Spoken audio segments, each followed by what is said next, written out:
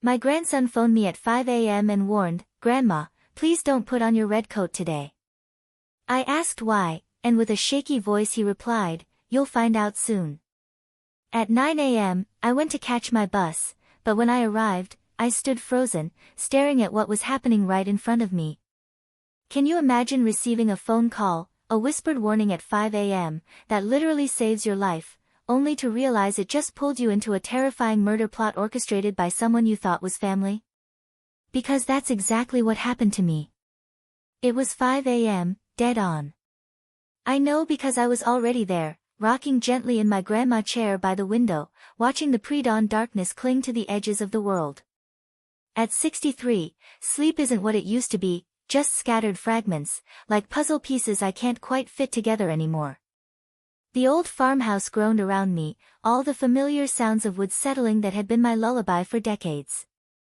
But then I saw Danny's name on my phone screen, and my heart just lurched. My grandson? Calling this early? Never. Grandma?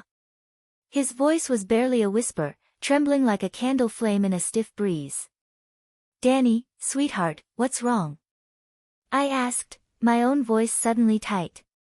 "Grandma, please. You have to listen to me." Something in his tone sent a chill down my spine. Not exactly panic, but something far worse. A desperate mix of fear and urgent warning. "Don't wear your red coat today. Please." My eyes flicked to the coat rack by the door, where my cherry red winter coat hung, just like it did every morning in this Montana winter. I'd bought it 3 years ago, a little splurge, because it made me visible on these dark rural roads. Safe. "Danny, what are you talking about?" "Just please, Grandma, don't wear it. Wear anything else. Promise me." "You're scaring me, honey." "Where are you? Are you all right?" "I can't explain right now. You'll understand soon. Just promise me, please." And then, the line went dead.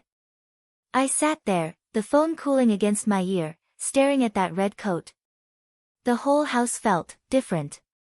Like something had shifted in its very bones. Outside, the first birds began their morning songs, completely oblivious to the dread creeping through my chest. I didn't wear the red coat. Instead, I pulled on my old brown jacket, the one with the worn elbows I usually saved for working in the barn. Something in Danny's voice had tapped into that deep grandmother's instinct, that ancient knowing that told me to trust him without question. At 9 a.m., I walked down our long gravel driveway toward the county road where the bus stopped. It was my routine, Tuesdays and Fridays, into town, groceries, lunch at Betty's Diner, home by 3. Comforting. But today, there was no bus. Instead, there were police cars. 4 of them. Their lights painted the gray morning in urgent reds and blues. Yellow tape stretched across the bus stop shelter, that simple 3-sided structure where I'd waited countless times, reading my book. Sheriff Tom Brennan saw me approaching and stepped forward, his hand raised. "Mrs. Alexia Foster, you need to stay back, please." "Tom, what happened?" "I need to catch the bus." "There won't be a bus this morning, Alexia." His face was grave, the lines around his eyes deeper than I remembered. "We'd gone to high school together, 45 years ago. There's been an incident." "What kind of incident?" He hesitated, glancing back at the crime scene investigators moving around the shelter. "A body was found here this morning, about 6 a.m. The world tilted. "A body? Who?"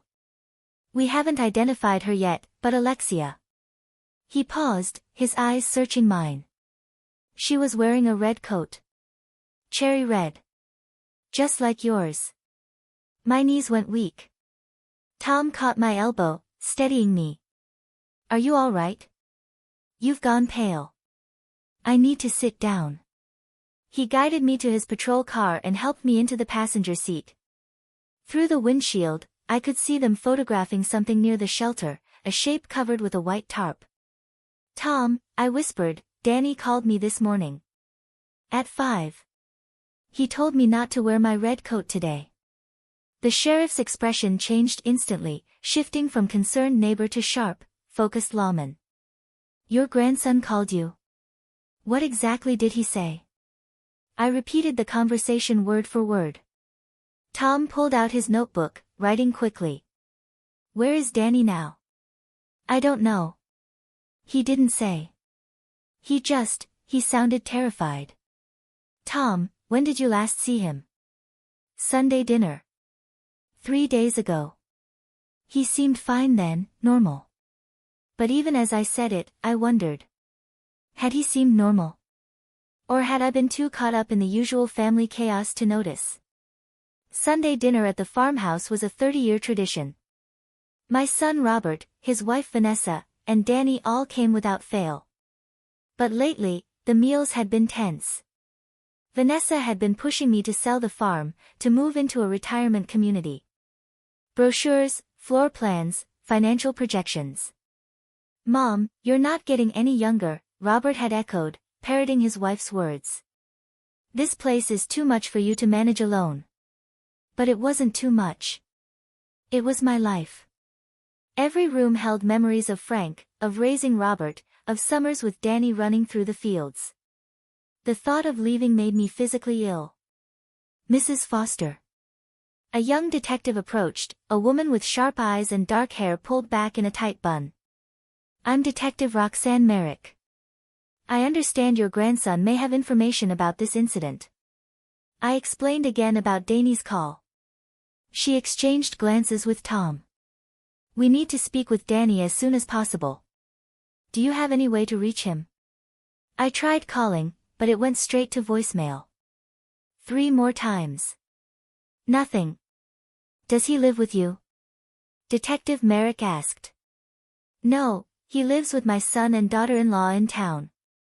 He's 19, studying at the community college. We'll need their address. I gave it to her, a sick feeling growing in my stomach. What had Danny gotten himself into? And why did he know about this woman before anyone else? The detective's radio crackled. A voice said something about forensics and preliminary findings. Merrick stepped away to respond, leaving me alone with Tom. Alexia, I need to ask you something. Tom's voice was low, almost apologetic. When's the last time you wore that red coat? Yesterday. I wore it into town for my book club meeting. And how many people would know you wear it regularly? The question hit me like ice water. Everyone, I suppose. I wear it every time I go out. It's distinctive. That's why I bought it. And who specifically would know you take the bus on Tuesday? And Friday mornings from this stop? My family, the other regular bus riders, Betty at the diner. Half the town, probably. My voice was rising. Tom, what are you suggesting? I'm not suggesting anything yet, but, someone was killed here, wearing a coat identical to yours, at the exact location where you would normally be standing. And your grandson warned you to stay away. The implications crashed over me like a cold, heavy wave. Someone had wanted to kill me. And somehow, impossibly, Danny had known. Tom's radio erupted with static and urgent voices. He pressed it to his ear, his face darkening. Say that again, he said into the radio. More static, a voice I couldn't make out. Tom looked at me, and I saw something in his eyes that made my heart stop. Not just concern now, but suspicion. Alexia, I need you to come down to the station with me. Why? What's happening? That body. We just identified her through her phone. Who is she? Tom's jaw tightened. Her name was Rachel Morrison. She worked at County Records downtown, and according to her phone logs, she'd been in contact with your grandson, Danny, multiple times over the past 2 weeks. The morning suddenly felt colder than any Montana winter I'd ever known. There's something else, Tom continued. We found a document in her coat pocket. It's a property deed for your farm. That's impossible. The farm's been in my family for 4 generations. There's no question about the deed. Alexia, this deed is dated last month. And according to the document, you signed the property over to your son, Robert, and his wife, Vanessa. That's insane. I would never. The signature looks authentic. County Records has a copy on file, officially recorded 3 weeks ago. The world spun. I gripped the car door handle to steady myself. I didn't sign anything, Tom. You have to believe me. I would never give up this farm. But even as I said it, doubt crept in. Had I signed something without realizing? Vanessa was always putting papers in front of me during dinner, asking me to sign updates to insurance policies, tax documents, medical forms. She worked in real estate. She handled paperwork for a living. Had she tricked me into signing away my own home? We'll sort this out, Tom said, but his voice lacked conviction. Right now, I need you to come with me. We need to take your statement, and we need to find Danny. As I stood to follow him, I caught movement from the corner of my eye. A car, parked about 50 yards down the road, partially hidden by a stand of cottonwoods. A dark blue sedan. The engine was running, I could see the exhaust in the cold air. And behind the wheel, watching us, was my daughter-in-law, Vanessa. Our eyes met across the distance. She didn't wave, didn't smile, just stared at me with an expression I'd never seen before, cold, calculating, almost triumphant. Then she put the car in gear and drove away. Tom, I said quietly, I think I know who might have answers about that deed. But I don't think you're going to like what we find. The sheriff's station smelled like burnt coffee and old paperwork. I'd been there twice before, once when Frank reported our tractor stolen 30 years ago, and once to renew my carry permit for the shotgun I kept in the barn for coyotes. Never as a witness, never connected to a murder. Tom settled me in an interview room with pale green walls and a mirror I knew was one-way glass. Detective Merrick sat across from me, a recording device between us. Mrs. Foster, I need you to walk me through everything again. Every detail about Danny's call. I repeated it all, but this time I forced myself to remember more. The background noise on Danny's call. There had been something, traffic, maybe, or was it wind? No. It was water. Running water, like a creek or river. He wasn't calling from home. I said there was water in the background. He was outside somewhere. Merrick made a note. Your grandson is 19. Does he have a history of getting into trouble? Never. Danny's a good boy. He's studying engineering at the community college. He works part-time at the hardware store. He's never even had a speeding ticket. What's his relationship like with his parents? I hesitated. This was family business, private matters. But a woman was dead, and Danny was missing. His father, my son, Robert, works long hours at the insurance agency. He's not around much. And Vanessa. I chose my words carefully. Vanessa is very focused on appearances. On status. Danny and she have clashed lately. About what? About me. About the farm. Vanessa wants me to sell it, move into assisted living. Danny thinks I should keep it. They've argued about it at Sunday dinners. Merrick leaned forward. Mrs. Foster, I need to ask you directly. Do you believe your daughter-in-law could be involved in forging that property deed? Before I could answer, the door opened. Tom stepped in, his expression grim. Alexia, your son is here. He's demanding to see you. Robert? Let him in. He brought a lawyer. Alexia, they're saying you shouldn't answer any more questions without legal representation of your own. My stomach dropped. Why would I need a lawyer? I'm the victim here. Tom and Merrick exchanged glances. Merrick spoke carefully. Mrs. Foster, there are some complications. The forged deed, if it is forged, shows your signature. Rachel Morrison, the victim, worked in county records and had access to official documents. And your grandson, who warned you about the murder, has fled. What are you saying?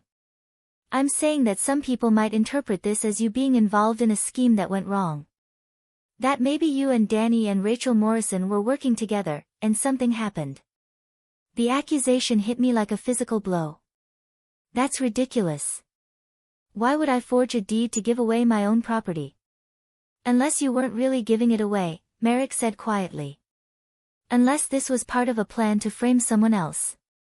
Your daughter-in-law, perhaps. No. Absolutely not. I would never. The door opened again and Robert burst in, a thin man in an expensive suit trailing behind him. Mom, don't say another word. My son looked disheveled, his normally neat hair uncombed, his tie loose. This is Peter Mitchell. He's a criminal defense attorney. We're leaving now. Robert, I don't need a defense attorney. I haven't done anything wrong. Mother, a woman is dead. The police think Danny might be involved. And Vanessa just told me about some property deed nonsense. We need to protect ourselves. Protect ourselves from what? Peter Mitchell stepped forward smoothly.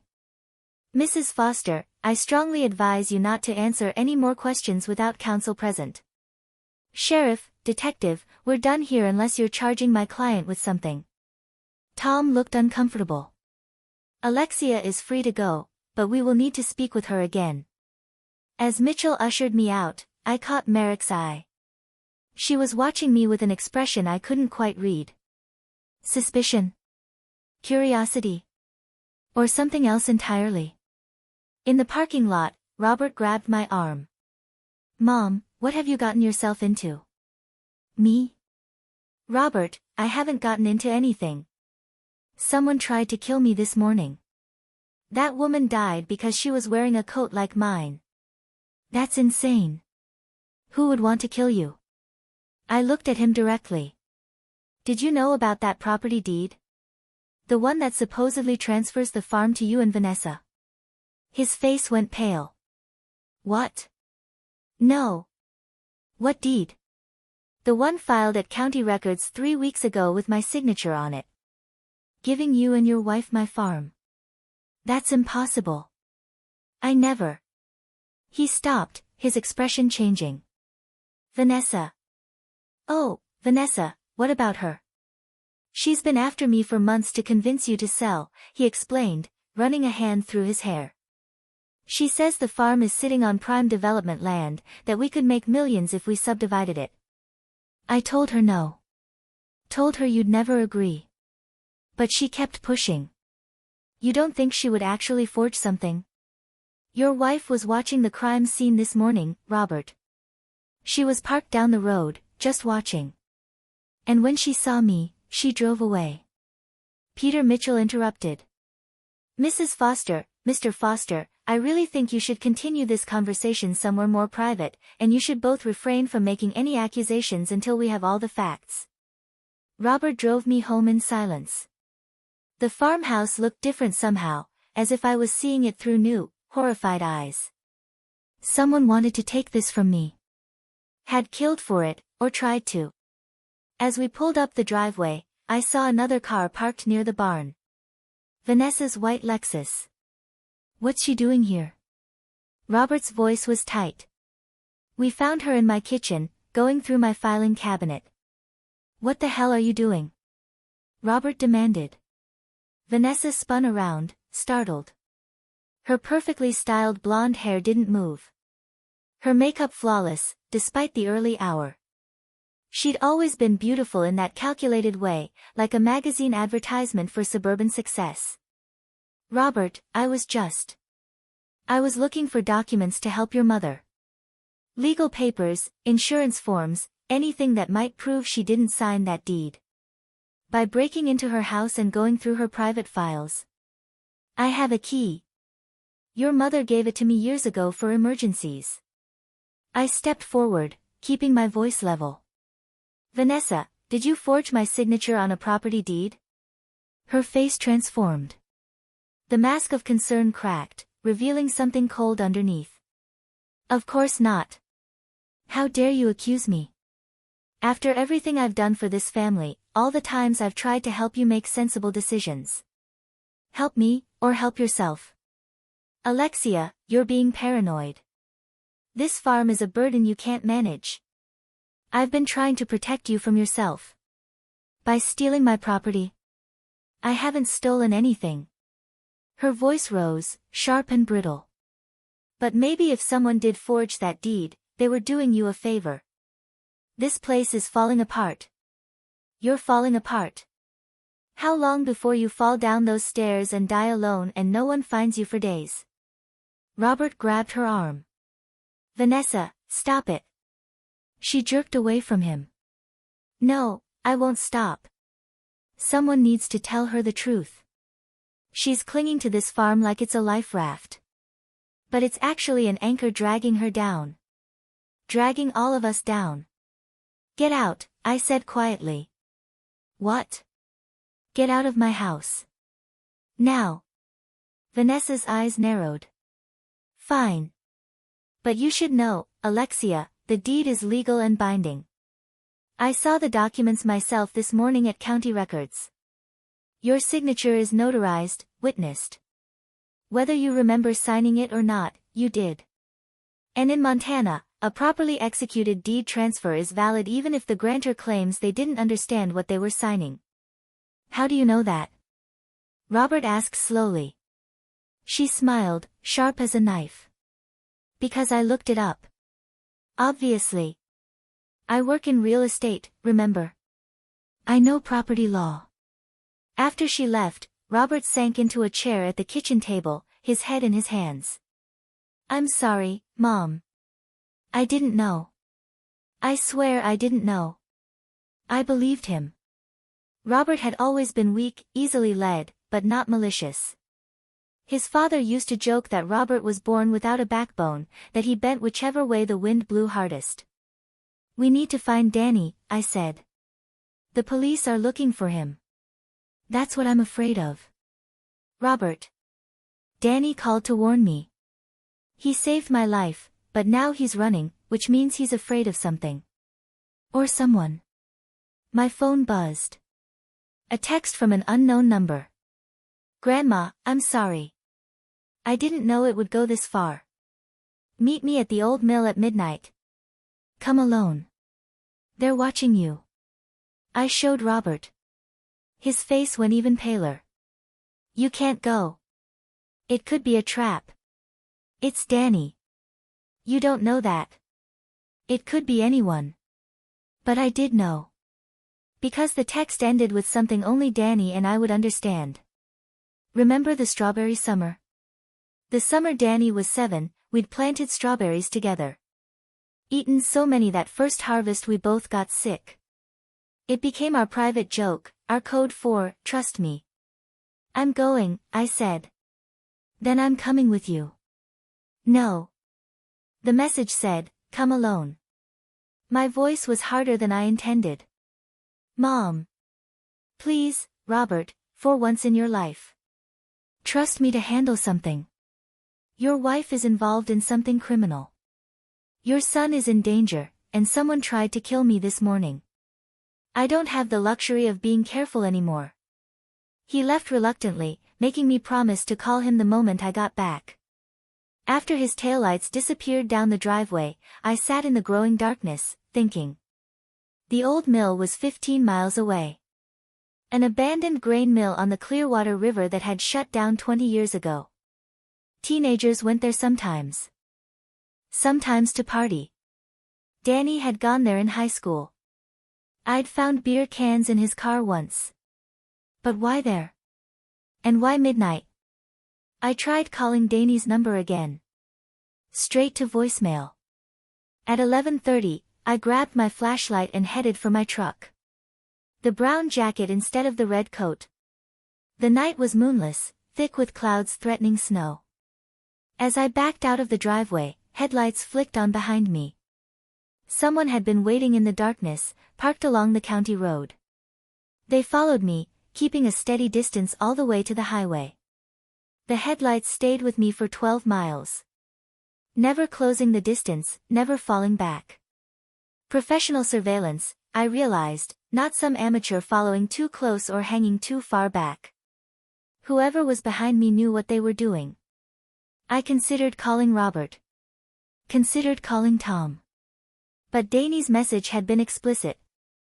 Come alone. And that strawberry summer reference meant he was in real danger. The kind where police involvement might make things worse. 3 miles from the old mill, I made a decision. There was a turnoff ahead, a narrow logging road that cut through state forest land. Frank and I used to take it when we went hunting. It looped back to the main highway about 5 miles south. I killed my headlights and swung onto the logging road, accelerating into the darkness. My truck bounced over ruts and holes, branches scraping the sides. Behind me, I saw the other vehicle's headlights sweep past the turnoff. Then brake lights flared red as they realized I'd vanished. I didn't slow down. The forest pressed close on both sides, and without headlights, I was navigating by memory and moonlight that barely penetrated the clouds. My heart hammered against my ribs. The logging road dumped me back onto the highway south of my tail. I waited, engine idling, watching for approaching lights. Nothing. I'd lost them. I took a longer route to the mill, circling through back roads, checking constantly for followers. By the time I pulled into the crumbling parking lot, it was 12:15. The old Clearwater mill rose against the sky like a tombstone. 4 stories of rotting wood and broken windows. The river rushed past it, swollen with snowmelt, the sound filling the darkness. My flashlight beam cut through the night as I approached the main entrance. Danny? I called softly. No answer, just the river and wind whistling through empty spaces. I stepped inside. The floor was covered with debris, broken glass, old equipment, graffiti on every wall. My flashlight found stairs leading up, and I climbed carefully, testing each step. On the second floor, I found him. Danny sat on an overturned crate, his face gaunt in the flashlight beam, eyes red from crying or lack of sleep. He looked like he'd aged 5 years in 3 days. Grandma. His voice broke. I'm so sorry. I'm so sorry. I rushed to him, pulled him into my arms. He was shaking. It's okay, sweetheart. Whatever happened, we'll fix it. No, we can't. Grandma, I've done something terrible. I helped her. I didn't know. I swear I didn't know it would. He choked on a sob. Help who? Vanessa. He pulled back, wiping his eyes. Not Vanessa. Rachel Morrison. The dead woman. Tell me everything, I said. The story came out in fragments, words tumbling over each other. 3 months ago, Danny had met Rachel at a coffee shop near campus. She was pretty, funny, smart, 28 years old, and working at County Records. They'd started dating. She seemed perfect. Grandma, she said she understood me, understood how I felt about you and the farm. She said her grandmother had lost her property, too. That developers had tricked her. Danny, what did you do? She asked me about the farm, about the deed, the legal history. She said she wanted to help protect it, make sure no one could ever take it from you. She worked with property records. She knew how to check everything. My blood ran cold. You gave her access to the farm documents? I thought I was helping. She said she could flag the deed, put protections on it. But then. His voice dropped to a whisper. Last week, I saw her meeting with Vanessa at a restaurant downtown. I followed them. Grandma, I watched them talk for 2 hours. And when I confronted Rachel about it, she laughed. What do you mean she laughed? She said I was just a useful idiot. That Vanessa had hired her months before we even met. That everything, the dating, the relationship, all of it was planned. She was supposed to get close to me, get information about you and the farm, and help Vanessa forge the deed transfer. The manipulation was breathtaking. Calculated. Cruel. But why did someone kill her? I asked. Because she got greedy. Danny stood, pacing the small space. Rachel told me that night that she demanded more money from Vanessa. A lot more. She said she had copies of everything. The forged signature, emails, proof of the whole scheme. She was going to blackmail Vanessa for years. And Vanessa killed her. I don't know. That's why I warned you about the coat. Rachel called me at 4:30 yesterday morning. She was terrified, crying, saying someone was following her. She said she'd taken your red coat from your mudroom during Sunday dinner. That's why she was wearing it. She was going to meet you at the bus stop, was going to confess everything and give you the proof. But she was scared, Grandma. She said if anything happened to her, I should warn you. And then the line went dead. I sat heavily on a crate, processing. So Rachel was murdered before she could meet me and expose Vanessa. But I don't think it was Vanessa who killed her. Danny pulled something from his jacket pocket. A thumb drive. Rachel gave me this 2 days ago, before everything went bad. She said it was insurance. Copies of all the documents, all the emails between her and Vanessa, recordings of phone calls. Have you looked at it? Some of it. Grandma, it's bad. Vanessa forged your signature on multiple documents, not just the deed. There are loan applications, power of attorney forms, even a will. A will? Leaving everything to Robert and her. Dated 6 months ago. And there's more. His hands shook as he held out the drive. There are emails about hiring someone to make sure you had an accident after the deed transfer was complete. The abandoned mill suddenly felt very cold. Vanessa was going to have me killed. The emails don't use her name. They're coded. Careful. But Rachel knew who it was. She kept records of everything. Danny's eyes were desperate. But here's what I don't understand. The last folder on this drive, it's encrypted. I can't open it. And there's a video file that won't play. It's corrupted or something. Rachel said it was the most important evidence, but I can't access it. I took the thumb drive, turning it over in my hands. We need to give this to the police. No, Grandma. You don't understand. There are cops involved. What? In the emails, Rachel mentions paying off someone in the sheriff's department. Someone who helped file the fake deed, who made sure it looked legitimate. We don't know who. It could be anyone. Tom's face flashed through my mind. My old high school friend. But no, not Tom. He couldn't be. There's something else, Danny said. This morning, after Rachel was killed, I went to her apartment. The door was open. The place was trashed. Someone had searched it, torn it apart. And I found this. He handed me a folded piece of paper. It was a photocopy of a bank statement. Vanessa's bank statement. 2 weeks ago, she'd withdrawn $50,000 in cash. Blood money, I whispered. Payment for Rachel, or payment for whoever killed her. Maybe both. Danny grabbed my shoulders. Grandma, we have to run. Both of us. Take this evidence and disappear until we can figure out who to trust. I'm not running from my own home. Then you're going to die. Don't you understand?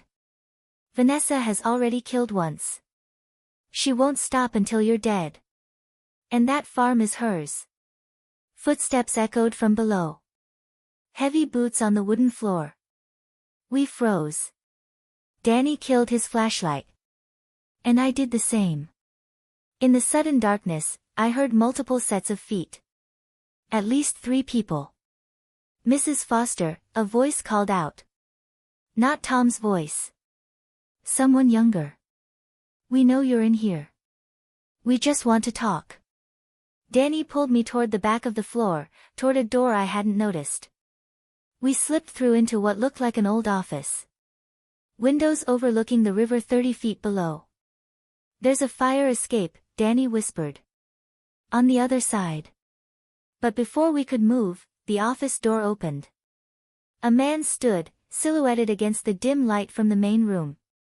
He wore a deputy's uniform. "Mrs. Foster, please. We really do. Just want to talk. I'm Deputy Marcus Hall. Sheriff Brennan sent me to find you." "Stay back," I said, my voice steadier than I felt. "Ma'am, your son reported you missing. We've been searching for hours. You're not in trouble. We just need to make sure you're safe. If that's true, why did you bring backup? Why are you sneaking around an abandoned building at night?" Paul's expression shifted in the darkness. I couldn't read it clearly, but something changed in his posture. Because a woman's voice said from behind him, "We needed to make sure you came alone." Vanessa stepped into view. She looked different. Her hair was pulled back severely, her makeup minimal.